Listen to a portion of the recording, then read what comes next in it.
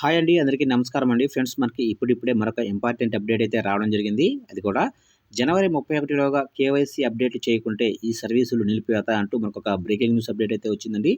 అయితే ఇందుకు సంబంధించిన పూర్తి వివరాలు మన వీడియోలో తెలుసుకుందాం. వీడియో ఎక్కడ స్కిప్ చేయకుండా చూడండి ఫ్రెండ్స్. అప్పుడే మనకి పూర్తి సమాచారం అయితే అందుతుంది. ఇక ముఖ్యంగా ఒక లైక్ చేయండి ఫ్రెండ్స్. లైక్ చేయడం వల్ల మనకు తెలిసిన ఇన్ఫర్మేషన్ మరికొంతమందికి అయితే రీచ్ అయ్యే అవకాశం ఉంటుంది. ఇక లేట్ చేయకుండా వివరాలకు తెలుపుదాం. ఇక్కడైతే చూడండి ఫ్రెండ్స్. ఫాస్టాగ్ విషయమై కేంద్ర ప్రభుత్వం కీలక నిర్ణయం తీసుకోనుంది. నో యువర్ కస్టమర్ కేవైసీని పూర్తి చేయని ఫాస్టాగ్లను పూర్తిగా బ్లాక్ చేసేందుకు సిద్ధమైంది. ఈ నెల 31వ తేదీలోగా కేవైసీ అప్డేట్ చేయని ఫాస్టాగ్ను డీయాక్టివేట్ లేదా బ్లాక్ చేయనున్నట్లు national highway authority of India ప్రకటించింది.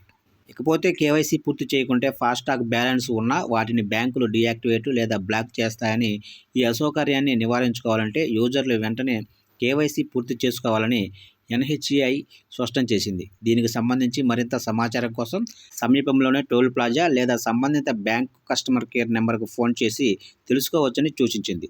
ఇకపోతే వాహనదారులు కొన్నిసార్లు ఫాస్టాగ్లను వాహనం ముందు పెట్టకుండా ఇష్టానుసారంగా పెడుతున్నారని, దాంతో టోల్ ప్లాజాలలో ఆలస్యం కావడంతో పాటు అందరినీ అసౌకర్యానికి గురి చేస్తుందని పేర్కొన్నారు.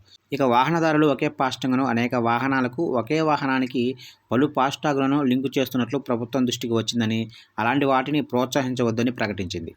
చూశారు కంటే మొత్తం మీదుగా ఫాస్టాగ్ విషయంలో కేంద్ర ప్రభుత్వం కీలక నిర్ణయం అయితే తీసుకుంది. అయితే నో యువర్ కస్టమర్ కేవైసీని పూర్తి చేయని ఫాస్టాగ్లను పూర్తిగా బ్లాక్ చేసేందుకు సిద్ధమైంది. ఇకపోతే ఈ నెల 31వ తేదీలోగా కేవైసీ అప్డేట్ చేయని ఫాస్టాగ్ను డీయాక్టివేట్ లేదా బ్లాక్ చేయనున్నట్లు national highway authority of India ప్రకటించింది. వాహనదారులు ఎవరైతే ఉన్నారో అందరూ కూడా ఈ నెల 31వ తేదీలోగా కేవైసీ అప్డేట్ చేసుకోవాలని చెప్తుంది కేంద్ర ప్రభుత్వం. చూశారు ఫ్రెండ్స్. అప్డేట్ నచ్చినట్లయితే లైక్ చేసి ప్రతి ఒక్కరైతే సబ్స్క్రైబ్ అయితే చేసుకోండి ఇట్లాంటి అప్డేట్స్ కోసం.